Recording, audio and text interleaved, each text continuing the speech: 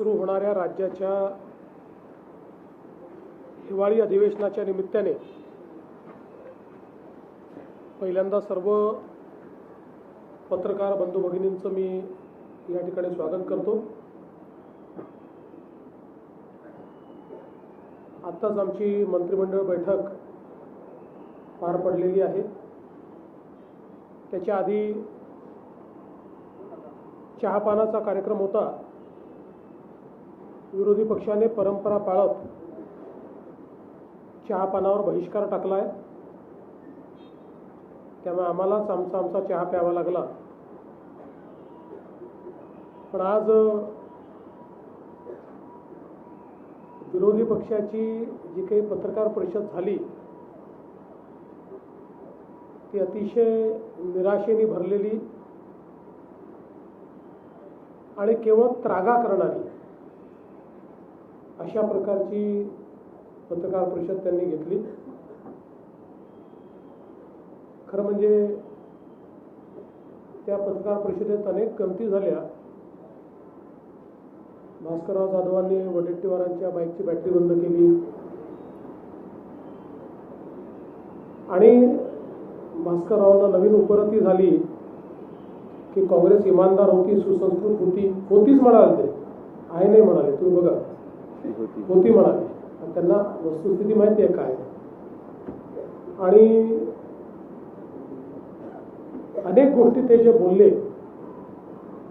त्यानंतर मग पत्रावर सह्या करायलाच कोणी मिळालं नाही, त्यामुळे 2 तास उशिरा आमच्याकडे पत्र आलं आणि शरद पवार गटाच्या कोणाचीच सही त्याच्यावर नाही आहे। त्यामुळे आता त्याचा काही वेगळा अर्थ मी काही काढणार नाही, पण नाही आहे हे मात्र नक्कीच आहे। खरं तर वडेट्टीवार जे आज एकदम जोरात होते ते विदर्भावर देखील बोलले। भास्कररावांनी वेगळा सूर लावला, त्याच्यामुळे तो सूर दुसरीकडे गेला। पण वडेट्टीवारांना मला एवढंच सांगायचं आहे की 2014 पूर्वीचा विदर्भ आणि 2014 नंतरचा विदर्भ हा त्यांनी बघावा, नव्हे तर त्यांच्या ब्रह्मपुरीच्या बाजूलाच गडचिरोली जिल्हा सुरू होतो।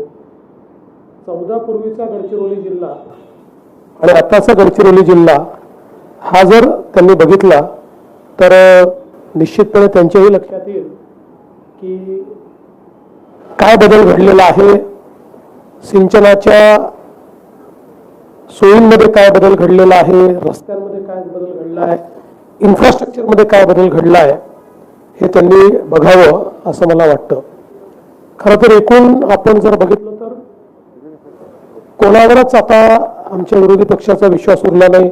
सुप्रीम कोर्ट, निवडणूक आयोग, पीठासीन अध्यक्ष, सभापती अशा सगळ्या संवैधानिक जेवढ्या इन्स्टिट्यूशन्स आहेत, संस्था आहेत, त्यांच्यावर आग पकड करण्याचं काम हे ते करतायत। खरं म्हणजे राज्याच्या आर्थिक स्थितीवर देखील राज्य दिवाळखोर झालं। आता मला माहिती आहे की त्यांना राज्य दिवाळखोर दाखवायची घाई झालेली आहे, पण मी त्यांना स्पष्टपणे सांगतो की राज्याची आर्थिक स्थिती ही जरी ओढताणीची असली तरी राज्य कुठेही दिवाळखोरीकडे चाललेलं नाही। किंबहुना देशाच्या मोठ्या राज्यांमध्ये आजही सर्वात निकषांमध्ये चालणारी अर्थव्यवस्था ही महाराष्ट्राची अर्थव्यवस्था आहे। याचा अर्थ असा माझा दावा नाही की आमच्याकडे खूप पैसे आहेत, पण एवढंच सांगू इच्छितो की ज्या योजना हाती घेतलेल्या आहेत त्या योजना पूर्ण करण्याकरता पैसे आमच्याकडे आहेत ते आम्ही देतो। दुसरं, शेतकऱ्यांच्या संदर्भातही त्यांनी सांगितलं, त्यामुळे जवळपास 92% शेतकऱ्यांना, जे काही पूरबाधित शेतकरी होते आणि ही संख्या 90 लाखाच्या वर आहे, 92% शेतकऱ्यांना मदत मिळालेली आहे। 8% जे शेतकरी आहेत ते केवायसीचा त्यांचा प्रश्न आम्ही सोडवतो। केवायसीचा प्रश्न असलेले जवळपास 12 लाख शेतकरी होते, त्यातल्या अर्ध्यापेक्षा जास्त शेतकऱ्यांचा प्रश्न आतापर्यंत आपण सोडवलेला आहे। आणि उर्वरितही सोडवणं चाललंय. ते सोडवल्याबरोबर त्यांना आपण ते पैसे देणार आहोत. त्यामुळे हे म्हणणं की शेतकऱ्यांना मदत मिळाली नाही, अभ्यास न करता केलेलं अशा प्रकारचं हे विधान या ठिकाणी आहे. आणि आपण जी पावसाची मदत म्हटली होती ती पण गेलेली आहे. आणि 10,000 रुपयाची मदत आपण एक जी काही वेगळी देण्याचा निर्णय केला होता तीही पण मदत आपण ही या ठिकाणी पूर्णपणे दिलेली आहे. आणि एकूणच या संपूर्ण अधिवेशनाच्या निमित्ताने या सगळ्या विषयांवर आम्ही चर्चा करण्याकरता तयार आहोत. निश्चितपणे जे जे प्रश्न विरोधी पक्ष विचारेल त्या प्रत्येक प्रश्नाला समर्पकपणे आम्ही उत्तर देऊ. शेतीच्या संदर्भातली चर्चा असेल किंवा इतर कुठल्याही संदर्भातली चर्चा असेल त्याला उत्तर देण्याची आमची तयारी आहे. मुळात अधिवेशन लहान आहे अशा पद्धतीनं त्यांनी मुद्दा मांडला. खरं म्हणजे शनिवार रविवारी आम्ही कामकाज करतो, पण बिझनेस ॲडव्हायझरी कमिटीमध्ये दोन्ही ठिकाणी चर्चा होत असताना हे अधिवेशन का लहान होत आहे हे सर्वांना माहिती आहे. कारण आचारसंहितेमुळे या अधिवेशनामध्ये आपण पूर्ण अधिवेशन घेऊ शकत नाही आहे याची कल्पना आहे. तरीही राज्य सरकारने आणि आम्ही हा निर्णय केला की अधिवेशन हे शनिवार रविवारी घेऊन जेवढा जास्तीत जास्त आपल्याला कामकाज करता येईल ते कामकाज आम्ही करायला तयार आहोत. आणि कुठेही राज्य सरकारची पळून जायची या ठिकाणी मानसिकता नाही आहे. यासोबत काही प्रश्न त्यांनी उपस्थित केले विरोधी पक्षनेत्यांच्या संदर्भात. विरोधी पक्षनेत्यांचा निर्णय हा सर्वस्वी माननीय अध्यक्ष महोदय आणि माननीय सभापती महोदयांच्या अखत्यारीत आहे. त्यामुळे त्या संदर्भात जो निर्णय माननीय अध्यक्ष महोदय माननीय सभापती महोदय घेतील तो निर्णय आम्हाला मान्य असेल. त्या संदर्भात आमचा कुठला आग्रह नाही, कुठला दुराग्रह नाही. खरं म्हणजे मुळातच मला असं वाटतं की आत्ताचा विरोधी पक्ष हा दिशाहीन आहे. मुद्दे देखील नाहीत आणि मुद्दे रेटून नेण्याकरता त्या ठिकाणी जे करावं लागतं ते करण्याची इच्छाशक्ती देखील विरोधी पक्षामध्ये दिसत नाही. आणि म्हणून हे अधिवेशन आम्ही चांगल्या पद्धतीनं पार पाडू. जेवढे कामकाजाचे दिवस आणि आपल्याला कल्पना आहे की नागपूरच्या अधिवेशनामध्ये शेवटी आम्ही जे कामकाज करतो ते दुप्पट करतो. कारण नागपूरचं अधिवेशन हे सकाळी लवकर सुरू होतं, रात्री उशिरापर्यंत चालतं. त्यामुळे दिवसाला 5 तास काम करणं अपेक्षित असतं, पण 10 तासाच्या वर काम प्रत्येक दिवशी नागपूरच्या अधिवेशनामध्ये साधारणपणे आम्ही करत असतो. त्यामुळे कुठेही कामकाजाचे तास कमी होतील असं मला या ठिकाणी वाटत नाही. एक निश्चितपणे गोष्ट, कारण नाहीतर आम्ही दोघंच दिसतोय आणि अजितदादा दिसत नाही याच्यावरच बातमी व्हायची, म्हणून सांगतो की अजितदादा बहारेनला होते, ते आता पुण्यामध्ये लँड झाले आहेत. मुळामध्ये जी काही आपल्याकडे थोडा मध्ये हा जो क्रायसिस झाला त्याच्यामुळे त्यांनाही उतरायला उशीर झाला, ते उशिरा उतरले आहेत पुण्यामध्ये आणि म्हणून ते पोहोचू शकलेले नाहीत. आता त्यांचा फोन आला होता, ते आता पुण्याहून निघत आहेत. त्यामुळे रात्री 9-9:30 पर्यंत ते नागपूरमध्ये येतील आणि म्हणूनच ते या ठिकाणी हजर नाही आहेत. आणि उद्यापासून पूर्ण वेळ अजितदादा देखील या ठिकाणी असणार आहेत. जवळपास या अधिवेशनामध्ये 18 विधेयकं आम्ही मांडणार आहोत. त्यातले काही फार छोटे छोटे आहेत, अगदी अनुषंगिक आहेत, काही मेजर विधेयक आहेत. अशी 18 विधेयकं आम्ही त्या ठिकाणी मांडणार आहोत. आणि या विधेयकांवर चर्चा करून ही विधेयकं सगळी मान्य व्हावीत अशा प्रकारचा आमचा प्रयत्न या निमित्ताने असणार आहे. एकूणच नागपूर अधिवेशनामध्ये सुरुवातीच्या काळामध्ये आमच्या पत्रकारांची काही गैरसोय झाल्याचं मला समजलं, त्याबद्दल त्यांची दिलगिरी व्यक्त करतो. पण कोणीतरी कोर्टात जातं आणि मग काय काय होतं हे आपल्याला माहिती आहे, पण आता त्यातनंही आपण जो काही तो मार्ग काढलेला आहे आणि एक चांगलं अधिवेशन, जनतेच्या आशा आकांक्षा पूर्ण करणारं अधिवेशन करण्याचा आमचा प्रयत्न असेल. आणि विशेषतः नागपूर अधिवेशनामध्ये विदर्भ मराठवाड्यावर जास्तीत जास्त चर्चा व्हावी ही जी अपेक्षा आहे त्या अपेक्षेअनुरूप सत्तारूढ पक्ष तरी त्याच्यावर जास्तीत जास्त चर्चा घडवण्याचा प्रयत्न करेल.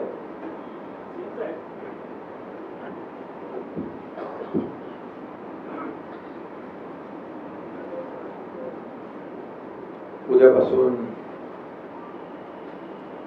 हिवाळी अधिवेशन सुरू होत आहे. आपल्या सगळ्यांचं मनापासून स्वागत. मुख्यमंत्री महोदयांनी अतिशय विस्तृतपणे अधिवेशनासंदर्भात विरोधी पक्षाच्या संदर्भात आपल्या समोर चर्चा केली आहे. महायुती सरकारच्या जो कार्यकाळ आहे 3.5 वर्ष होत आहेत आणि आमच्या दुसऱ्या इनिंगला काल परवा 1 वर्ष देखील झाली आणि दुसऱ्या इनिंगचं आपलं हे दुसरं हिवाळी अधिवेशन आहे. त्यामुळे आपल्या सगळ्यांचं पुन्हा एकदा स्वागत करतो. कालावधी कमी असला तरी सुद्धा विदर्भातल्या प्रश्नांना न्याय मिळाला पाहिजे अशी शासनाची भूमिका आहे आणि विदर्भाच्या प्रश्नांवर आता जसं मुख्यमंत्री महोदयांनी सांगितलं की विरोधकांनी चर्चा खरी म्हणजे विदर्भाच्यावर घडवली पाहिजे, परंतु सत्ताधारी पक्ष मात्र विदर्भातल्या अधिवेशनामध्ये विदर्भाच्या प्रश्नांना, समस्यांना, विकासाला न्याय देईल आणि चहापानावर तर त्यांचा जो काही बहिष्कार तो त्यांनी प्रोटोकॉल मेंटेन ठेवलेला आहे बहिष्कार घालण्याचा, त्याबद्दल मी काय बोलू इच्छित नाही. पण एकंदरीत गेल्या आमच्या पहिल्या महायुतीच्या इनिंग मध्ये विरोधक फार जोरात होते. रोज तिकडे आंदोलन, अधिवेशनात, पायऱ्यांवर, सभागृहात कमी पण बाहेर त्यांना आंदोलन करणं आणि तुम्ही सगळं त्यांचं टिप्पण करत होते, त्याच्यामध्ये आनंद मानत होते. ते आमची एवढीच भूमिका आहे की अधिवेशन हे लोकांच्या, जनतेच्या प्रश्नांना न्याय देण्यासाठी, वाचा फोडण्यासाठी आणि सरकारकडून न्याय मिळवून घेण्यासाठी असतं. परंतु विरोधकांना त्याच्यामध्ये काही स्वारस्य राहिलेलं नाही आणि त्यांना फक्त पायऱ्यांवर स्टंट करण्यामध्ये धन्यता ते मानतात. मी एवढंच सांगेन की यावेळचा विरोधी पक्ष अतिशय निष्प्रभ दिसतोय. म्हणजे त्यांची परिस्थिती जी, मी काय कोणाला कमी लेखत नाही, मी कोणावर अशी टीका करत नाही, परंतु अतिशय जी काही अवस्था आहे ती आपण पाहतोय. आणि झालेल्या निवडणुकांमध्ये देखील पत्रकारांनीच विचारलं की महाविकास आघाडीचे कुठे आहे, आपणच होतो, फिरत होतो ना सगळीकडे प्रचारामध्ये. पण म्हणजे नेते सगळे आपल्या घरात होते आणि कार्यकर्ते आपले सगळे वाऱ्यावर होते. कार्यकर्त्यांची निवडणूक होती आणि निवडणूक आयोग, कोर्ट याला नेहमी दूषणं देणारे, खरं म्हणजे ही निवडणुकीची मतमोजणी पुढे गेली, त्यामुळे तरी त्यांना धन्यवाद दिले पाहिजे निवडणूक आयोग, कोर्टाला. नाहीतर अशी परिस्थिती असती की अधिवेशनामध्ये फार वाईट परिस्थिती झाली. कारण महायुती आम्ही काही ठिकाणी एकत्र लढलो, काही ठिकाणी वेगवेगळे लढलो, मैत्रीपूर्ण निवडणूक झाली आणि महायुतीला जवळपास 70-75% त्याहीपेक्षा जास्तीचं यश मिळेल अशी परिस्थिती राज्यामध्ये आहे. काय मी फिरलो, देवेंद्रजी, अजितदादाही फिरले, त्यामुळे मी जिकडे जिकडे फिरलो तिथली परिस्थिती अशी आहे. आणि म्हणून विरोधी पक्ष या ठिकाणी या अधिवेशनामध्ये किती विदर्भाचे प्रश्न उपस्थित करतो माहीत नाही, परंतु आमची सरकारची पूर्णपणे तयारी आहे. यामध्ये शेतकऱ्यांचे प्रश्न असतील, सिंचनाचे प्रश्न असतील, आरोग्य, बेरोजगारी या सर्व प्रश्नांवर या ठिकाणी त्यांनी चर्चा उपस्थित करावी. सरकार पूर्णपणे त्यांच्या चर्चेला उत्तर देईल. जरी विरोधी पक्ष संख्येने कमी असला तरी सुद्धा आम्ही त्यांना अंडर एस्टिमेट नाही करत आणि त्यांना आम्ही गांभीर्यानेच घेऊ. तसं म्हणजे आम्ही लोकशाहीमध्ये विरोधी पक्षाला देखील त्यांचाही मान सन्मान ठेवणारे आहोत. फक्त एकच आहे की लोकांच्या प्रश्न राहिले बाजूला, विरोधी पक्षनेता द्या. विरोधी पक्षनेता का देत नाही, विरोधी पक्षनेता का? मुख्यमंत्र्यांनी सांगितलं होतं की ते अधिकार अध्यक्ष आणि सभापतींचे आहेत. पण जनतेने त्यांना जे काही नाकारलं, झिडकारलं, विरोधी पक्ष नेता बनणे एवढे पण संख्याबळ नाही दिलं. त्यांनी आत्मचिंतन, आत्मपरीक्षण केलं पाहिजे. लोकसभेमध्ये पण गेल्या मागच्या वेळेस विरोधी पक्षनेता संख्याबळ नव्हता म्हणून नाही मिळालं. यावेळेस लोकसभेत विरोधी पक्षनेता मिळाला. त्यामुळे त्यांनी प्रयत्न केला पाहिजे पुढच्या वेळेसाठी की विरोधी पक्ष नेत्या एवढे तरी संख्याबळ कसं मिळता येईल, संख्याबळ मिळवा आणि कमवा आणि विरोधी पक्ष मिळवा. पण तरी सुद्धा हा अधिकार पूर्णपणे अध्यक्षांचा आणि सभापतींचा आहे. आमचा कुठलाही त्याला विरोध नाही आणि आम्ही कुठल्याही परिस्थितीमध्ये या ठिकाणी जे काही लोकशाहीमध्ये जे आपल्याला करायचं आहे किंवा जे काही निर्णय घ्यायचे, लोकशाही मानणारे आम्ही आहोत. आणि त्यामुळेच 2.5 वर्षामध्ये जे महायुतीने काम केलं त्याची फलश्रुती विधानसभेच्या झालेल्या निवडणुकीत आम्ही टीम म्हणून काम केलं, त्याची फलश्रुती पाहिली. कारण अनेक जे काही स्पीड ब्रेकर टाकले होते महाविकास आघाडीने ते आम्ही उकडून टाकले, लोकाभिमुख कल्याणकारी योजना केल्या आणि त्यामुळेच या राज्यामध्ये लँडस्लाईड मॅन्डेट मिळालं. देवेंद्रजी आता मुख्यमंत्री आणि आम्ही ते टीम म्हणून काम करतोय. आपण 1 वर्षाचा देखील पाहिलं की जो कार्यकाळ, 1 वर्षातले निर्णय पाहिले, 2.5 वर्षाचे निर्णय पाहिले, 3.5 वर्षामध्ये जे काय काम केलेलं आहे ते जनतेसमोर आहे. आणि त्यामुळे हा लेखाजोखा जो आहे हा जनतेसमोर आहे. विरोधी पक्षाकडून आम्हाला एवढीच अपेक्षा आहे की लोकांचे प्रश्न मांडा. हे काय विरोधी पक्ष नेत्याच्या खुर्चीसाठी, आमची लढाई खुर्चीसाठी कधीच नव्हती. आमचा अजेंडा खुर्ची नाही आहे. आमचा अजेंडा ज्या लोकांनी आम्हाला खुर्चीत बसवलं आहे त्या लोकांचे प्रश्न सोडवणे, त्यांना त्या समस्यांचा उलगडा करणे, त्यांना न्याय देणं हा आमचा अजेंडा आहे. आणि त्यामुळे निवडणुका झाल्या आम्ही ताबडतोब कामाला लागलो.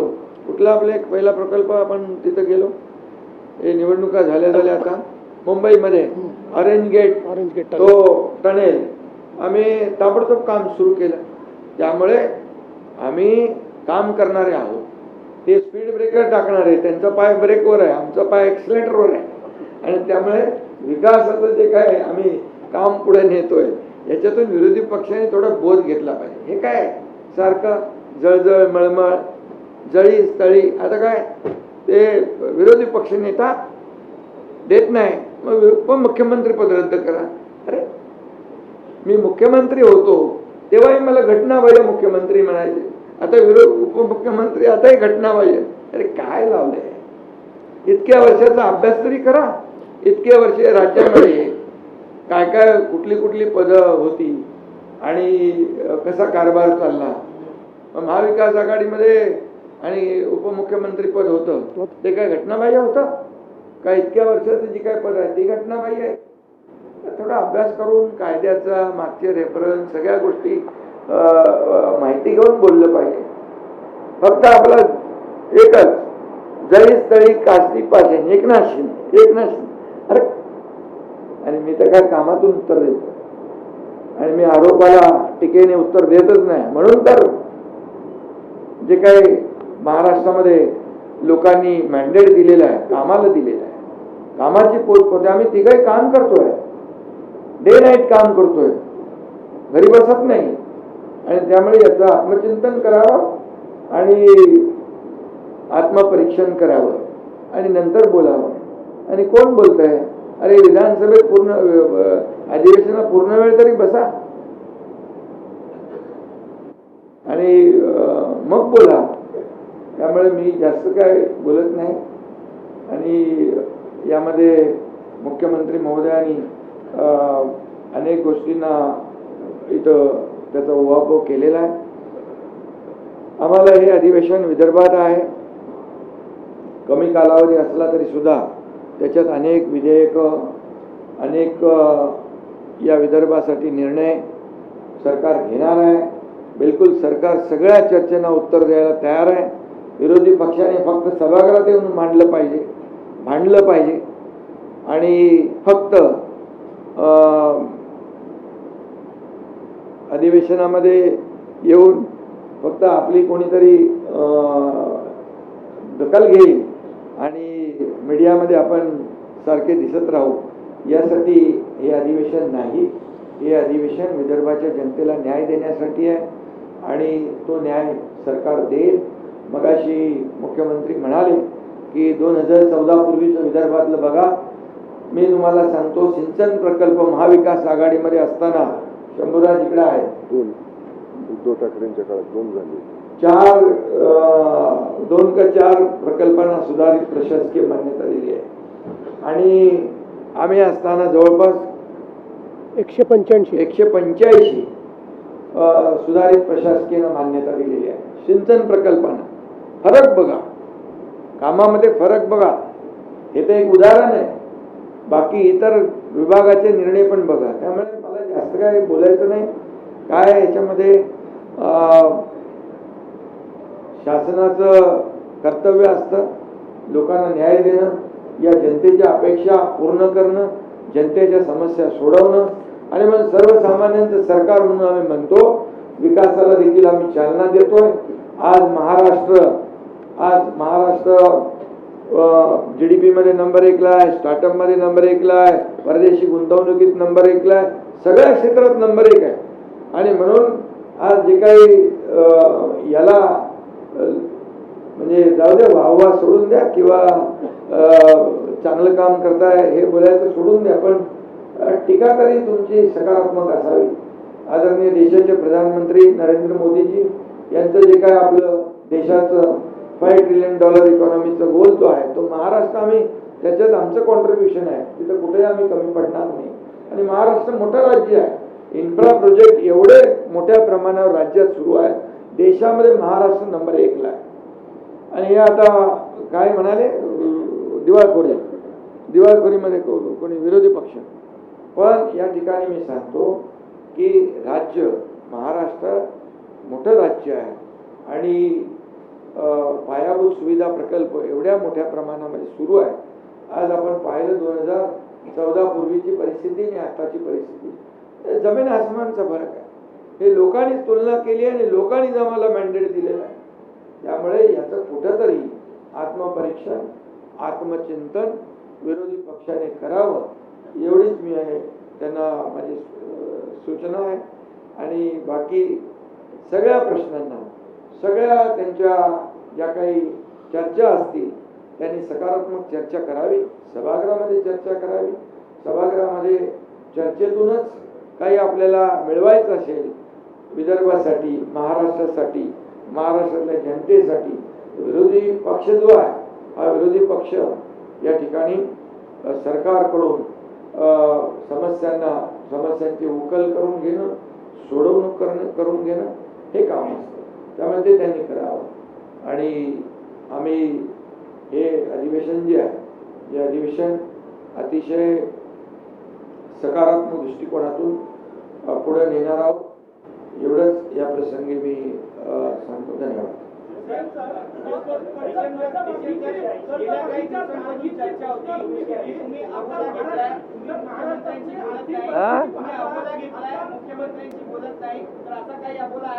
आता आम्ही काय करतो, रोज एकमेकांना फोन करतो ना, त्याचं तुम्हाला रेकॉर्डिंग पाठवतो. नाहीतर मग रोज फोटो टाकून इंस्टाग्रामवर टाकतो, नाहीतर मग हास्य जत्रेला झाला.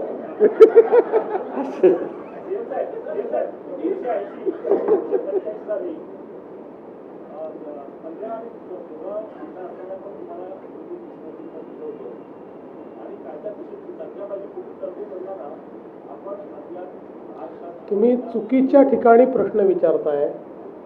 याचा निर्णय घेणारे आम्ही नाही, याचा निर्णय घेणारे सभापती आणि अध्यक्षच याचा निर्णय घेऊ शकतात. त्याचा निर्णय आम्ही घेऊ शकत नाही.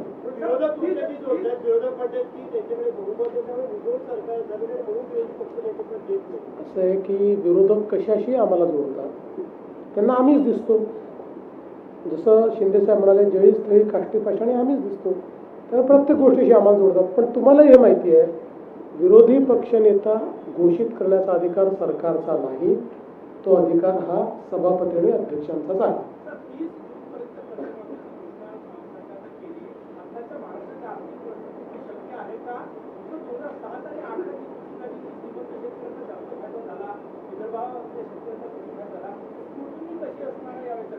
असं आहे की आता परवडो का न परवडो, एकदा करायचं ठरलं तर करायचं, त्याचा फार विचार करायचा नसतो. कारण शेतकऱ्यांना द्यायचं म्हटलं तर आता जसं मार्ग निघेल तसा काढू. त्यामुळे आता जी घोषणा केली आहे त्या घोषणेवर आम्ही पक्के आहोत. ती योग्य शेतकऱ्यांना आणि ज्याला आपण म्हणू शकतो पात्र शेतकऱ्यांनाच मिळाली पाहिजे, याकरताच आम्ही प्रवीण परदेशींची कमिटी केली आहे. या कमिटीला सगळा अभ्यास करायला सांगितलेला आहे. ती कमिटी आम्हाला सुचवेल त्यानुसार त्याचे ध्येय धोरण नियम आम्ही तयार करू आणि पात्र शेतकऱ्यांना त्याच्यामध्ये आम्ही लाभ देऊ.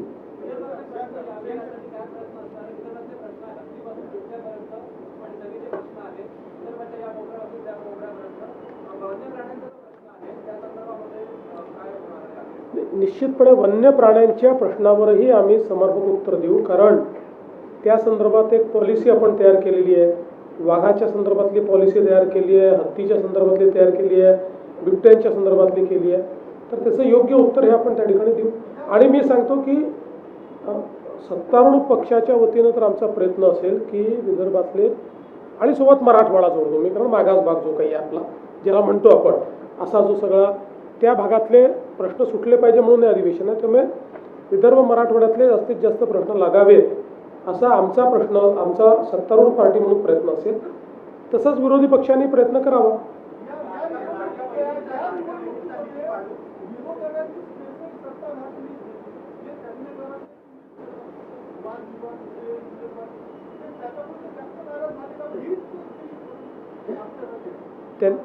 असं आहे की त्याकरता ते आम्हाला दोष देऊ शकत नाही.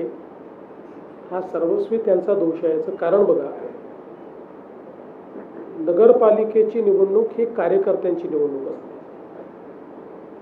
आणि आम्ही तिघांनी बसून हा निर्णय घेतला की जे कार्यकर्ते आपल्याकरता राबराब राबतात, हाडाचं काढं करतात, त्या कार्यकर्त्याच्या निवडणुकीमध्ये आपणही त्यांच्या पाठीशी उभं राहिलं पाहिजे. 4-4, 5-5 वर्षाच्या गॅप नंतर निवडणुका होत होत्या. कार्यकर्त्यांची अपेक्षा मोठी होती. त्यामुळे हाही निर्णय आम्ही केला की सगळीकडे युती होणं शक्य नाही. कार्यकर्त्यांचे ॲस्पिरेशन्स आहेत. त्यामुळे जिथे शक्य आहे तिथे आम्ही युती केली, जिथे नाही तिथे नाही केली. कुठे 2 पक्षांनी केली, कुठे 3 पक्षांनी केली, कुठे कोणीच केली नाही. आणि सिरियसली या निवडणुकीमध्ये आम्ही सगळे उतरलो. मी मुख्यमंत्री असलो तरी 10,000 लोकसंख्येच्या गावातही जाऊन प्रचार करून आलो. कारण जे कार्यकर्ते आमच्याकरता काम करतात, प्रचार करतात, त्यांच्याकरता मत मागणं ही आमची जबाबदारी आहे. दुर्दैवाने विरोधी पक्षातले जे नेते आहेत ते कार्यकर्त्यांना विसरले. त्यांचे कार्यकर्ते लढत नव्हते का? लढत होते. कार्यकर्ते लढले, त्यांनी निवडणुका लढल्याच, पण नेत्यांनी मात्र कार्यकर्त्यांना वाऱ्यावर सोडलं. कार्यकर्त्यांकरता ते मैदानात उतरले नाहीत. आणि याचं एकमेव कारण होतं की पुढची भीती होती, त्यांना हारण्याची भीती होती. जसं त्या ठिकाणी समजा या निवडणुकीत हारलो तर मग आता जे काही आपल्या महानगरपालिकेमध्ये ब्रँड ठाकरे दाखवायचा आहे, मग उबाठा दाखवायची आहे, मग NCP SP दाखवायची आहे आणि आम्ही कसे जिंकणार आहोत, त्याचा फुगा फुटेल, काँग्रेसचा फुगा फुटेल म्हणून यांनी हिंमत केली नाही आणि म्हणून हे उतरले नाही. हे सस्पष्ट आहे.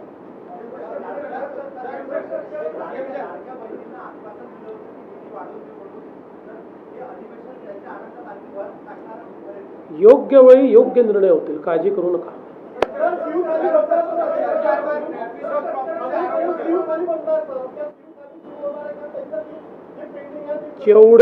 जेवढ्या ठिकाणी शिवथाळी चालली आहे ती सगळी चालू राहील. त्यांची बिलही आम्ही देतो. नव्याने आता केंद्र उघडत नाही आहोत, पण जे केंद्र उघडलेले आहेत ते सगळे चालवणार.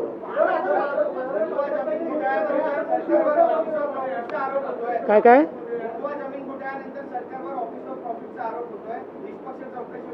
चौकशी चाललेली आहे. काही लोकांना असं वाटतं की आज सांगितलं की उद्या उत्तर यावं, असं नसतं. चौकशी नीट करावी लागते, कारण शेवटी प्रत्येक चौकशीचा रिपोर्ट हा हायकोर्टात चॅलेंज होतो. आणि चौकशी शॉर्टकटमध्ये केली, कोणाला संधी न देता केली तर प्रिन्सिपल ऑफ नॅचरल जस्टिसवर अशा पद्धतीनं हायकोर्ट ती चौकशी समितीचा रिपोर्ट खारिज करते. आणि म्हणून योग्य ती संधी देऊन पूर्णपणे निष्पक्ष याची चौकशी होणार आहे.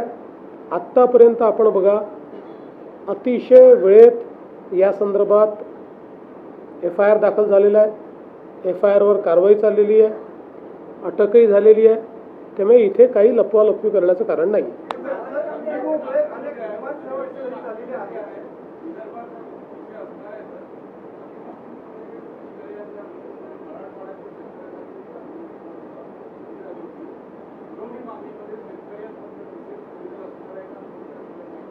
आम्ही त्याचे पैसे ऑलरेडी देऊनच टाकले. ही जी आम्ही घोषणा केली होती त्याचे पैसे दिले आहेत, त्याची तरतुदी आम्ही केली आहे. त्यामुळे आता त्याची पुन्हा तरतूद करण्याची आवश्यकता नाही. त्यात काही कमी पडले असतील तेवढेच येते.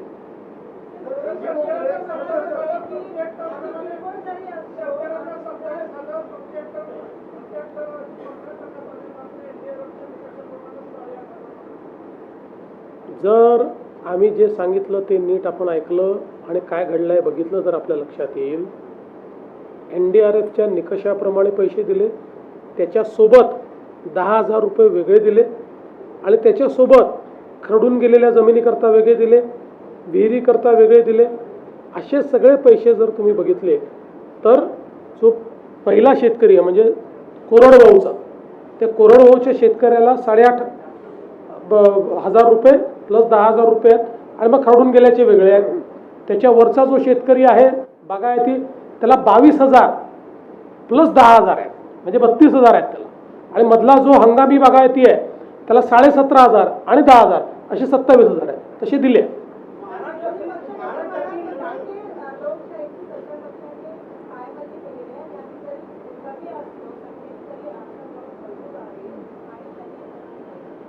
भरपूर बळवान आहे. खरं म्हणजे लोकशाहीवर बोलण्याचा त्यांना अधिकारच राहिलेला नाही. याचं कारण भारताच्या संविधानाने तयार केलेल्या एकाही संस्थेवर त्यांचा विश्वास नाही. त्यांना न्यायालय मान्य नाही, त्यांना निवडणूक आयोग मान्य नाही, त्यांना RBI मान्य नाही, त्यांना विधानमंडळ मान्य नाही, त्यांना विधानमंडळाचे पीठासीन अधिकारी मान्य नाहीत, त्यांना CAG मान्य नाही. त्यामुळे भारतीय संविधानावर त्यांचा विश्वास नाही, संविधानाने तयार केलेल्या संस्थांवर त्यांचा विश्वास नाही. त्यामुळे त्यांनी संविधानावर बोलणं हे हास्यास्पद आहे. अरे पहिल्या बेंचवाल्यांनी जर मागच्यांना ताबे दे.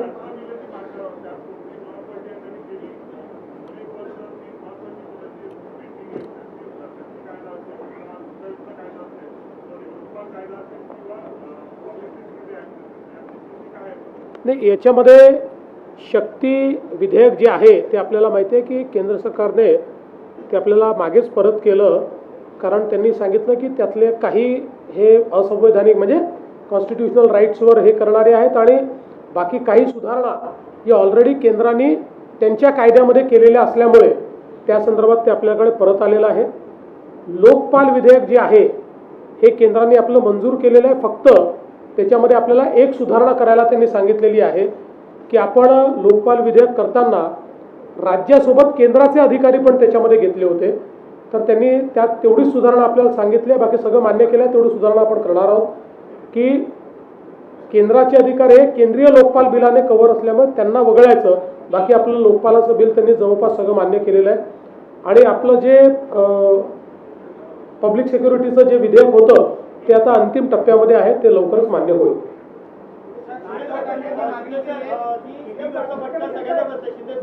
आज आदित्य ठाकरेंचं फ्लाईट मिस झाला. 11-12 दोनच दिवस उद्धव ठाकरे येणार आहे. वाटतं व्यवस्थित विमान घेऊन येतील अधिवेशनाला. मगाशी मी बोललो ना त्याच्याबद्दल. विमान मिस होणार नाही ना त्यांचं. मग विमान मिस होणार नाही. अरे बाबा, मी मगाशीच सांगितलं ना, आरोप टीका करायची असेल तर पूर्ण वेळ तर अधिवेशनात बसलं पाहिजे. कारण काय आता विमानाचं आता उलट ते कारण चांगलं.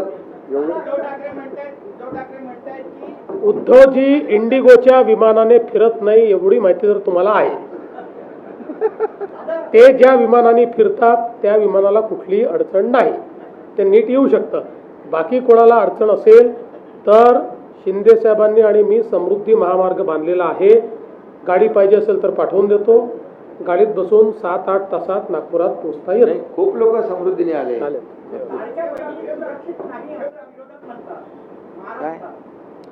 नाही, त्याचं उत्तर त्यांना देऊ ना. त्यांनी त्या संदर्भातला मुद्दा विधानसभेत मांडावा, त्याचं उत्तर त्यांना देऊ.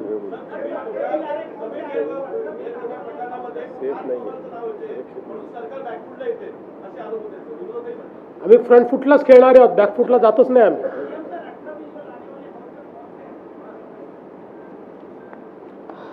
महाराष्ट्र सार्वजनिक विश्वस्त व्यवस्था दुसरी सुधारणा, महाराष्ट्र दुकाने व्यवस्थापना सुधारणा, महाराष्ट्र कृषी उत्पन्न फलन सुधारणा, महाराष्ट्र धारण जमिनीचे तुकडे पाडण्यास प्रतिबंध, महानगरपालिका पाठवून देतो या.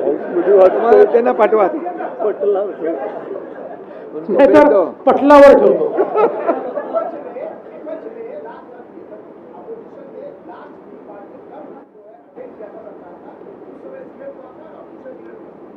उस समय सीएम पृथ्वीराज चौहान थे और लीडर ऑफ अपोजिशन खड़से जी थे. हम सब लोग गए थे, हमने पृथ्वीराज जी की चाय पी थी. 2011 की होगी.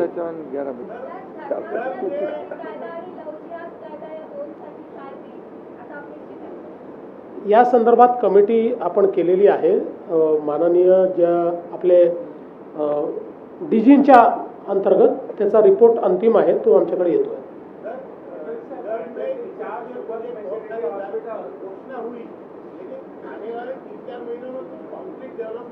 क्या क्या क्या क्या नहीं, कंक्रीट ही चल रहा है, आप चिंता मत करो, कुछ हल्का नहीं है, सब कंक्रीट चल रहा है. जो अनाउंसमेंट हुई है वो सारी इंडस्ट्री आ रही है. और हम तो बार बार अभी इस हाउस में भी हम बताएंगे कि हमने डावोस में जो करार किए थे उसमें से कितनी आई, क्या स्थिति है, सब बताएंगे.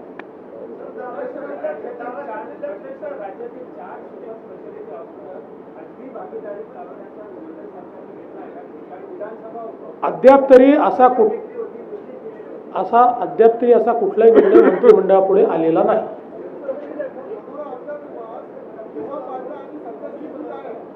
मनोऱ्याचं काम फार जोरात चाललेलं आहे, वेगाने चाललं आहे, 2 वर्षात पूर्ण होईल.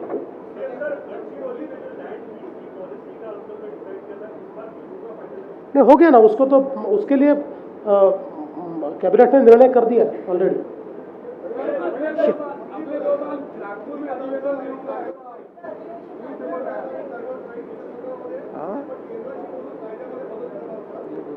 त्या संदर्भात केंद्राने एक कमिटी केली आहे. ते सगळ्या राज्यांकडनं त्यांनी त्या राज्यांचं म्हणणं काय मागवलं आहे त्याच्यावर ते अंतिम निर्णय करतील.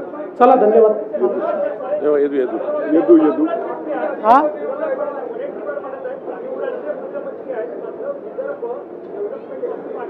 म्हणूनच मी त्यांना सांगितलं, जरा बाजूलाच गडचिरोलीला बघा, 14 पूर्वी काय होतं ना आता काय आहे.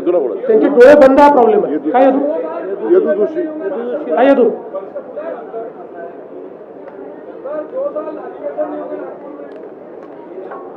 कौन बताया? ज्योतिष बताया क्या?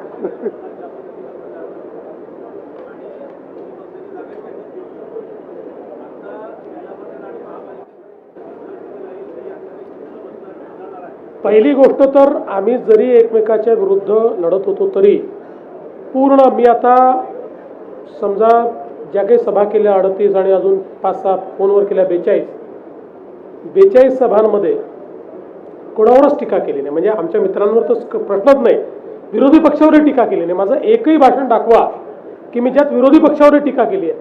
मी फक्त त्या ठिकाणी विकासाचंच त्या ठिकाणी बोललो.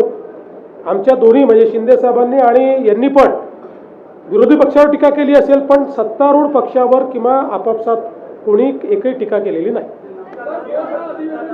त्याचा त्यांनी हे सांगितलं. मी त्याचं क्लॅरिफिकेशन दिलंय. अहंकार कोणाला झालाय, हर साल होगा. अहंकारी कोण आहे मी सांगितलं ना. चला, धन्यवाद.